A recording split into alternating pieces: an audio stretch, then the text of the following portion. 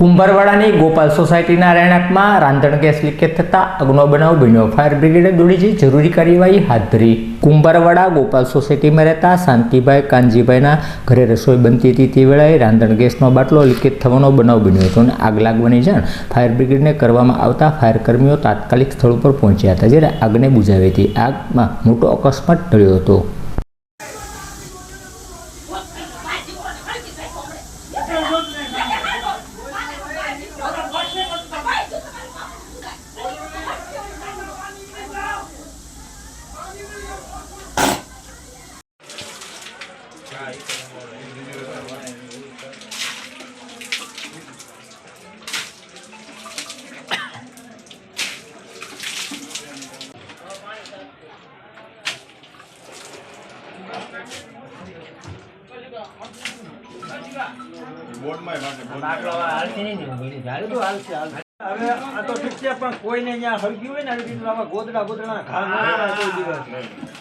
કોઈ દિવસ નહીં ઘા કરવાના, એમાં બાટલો આડો પડી ગયો, એમાં વધારે થોડું કેવડા ના હોય।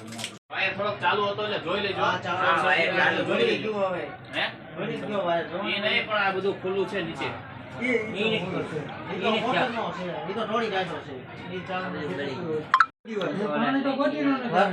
પાણી નાખવામાં વધારે ગેસ ફેલાય। પાણીને એમને મૂંઝવવાનો એને એના રોટલી ચાલુ હશે ને હળી ગયું હશે માથે। હજી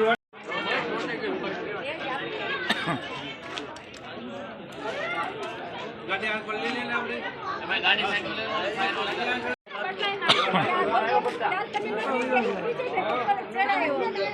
આવો મસ્ત બાટલો જઈને રાખો તો એટલું થાય।